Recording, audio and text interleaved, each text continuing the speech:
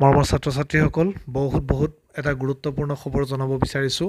বিশেষকৈ যিসকলে এইবাৰ এইচএছ ফাইনেল এক্সামত এপিয়াৰ হৈছিলে নিশ্চয় প্ৰত্যেকে ৰিজাল্টৰ বাবে অপেক্ষা কৰি আছা আৰু তাৰ মাজতে এটা ভাল খবৰ আহিছে যেহেতু মেট্ৰিক পৰীক্ষাৰ ৰিজাল্ট 7 জুন তাৰিখত ঘোষণা কৰা হ'ব প্ৰত্যেকে গমেই পাইছা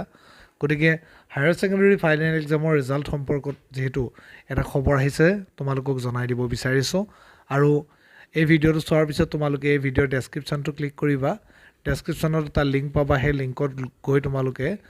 যেটো ৱেবছাইট পাবা তাৰ পৰা কোনো অসুবিধা নোহোৱাকৈ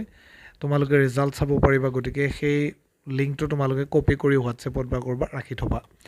এতিয়া তোমালোকক জনাব বিচাৰিছোঁ বিশেষ খবৰটো এইবাৰে মেট্ৰিক পৰীক্ষা ইতিহাস হ'ব নেকি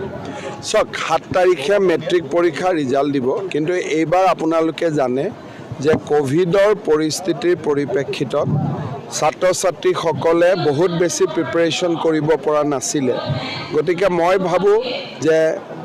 ৰিজাল্টটো অন্তত এনেকুৱা হওক ভগৱানৰ ওচৰত কামনা কৰিম যাতে আমাৰ ল'ৰা ছোৱালীখিনিৰ আগৰ তুলনাত ৰিজাল্টটো যাতে বেয়া নহয় কাৰণ এইবাৰ বহুত প্ৰত্যাহ্বানৰ মাজেৰে মেট্ৰিক হায়াৰ ছেকেণ্ডেৰী হৈছিলে মেট্ৰিক পৰীক্ষাটো মানে এইবাৰে শেষ হ'ব নি ইতিহাস হৈ যাব নহয় মেট্ৰিক পৰীক্ষাটো নতুন শিক্ষাবৰ্ষত মেট্ৰিক পৰীক্ষাৰ সেই গুৰুত্বটো নাথাকিব ক্লাছ 12তহে গুৰুত্ব থাকিব মই সোধা নাই কালি সেবাৰ চেয়াৰমেনে ক'লে মেট্ৰিক 7 তাৰিখে দিব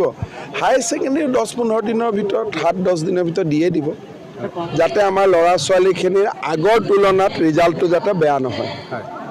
কাৰণ এইবাৰ বহুত প্ৰত্যাহ্বানৰ মাজেৰে মেট্ৰিক হায়াৰ ছেকেণ্ডেৰী হৈছিলে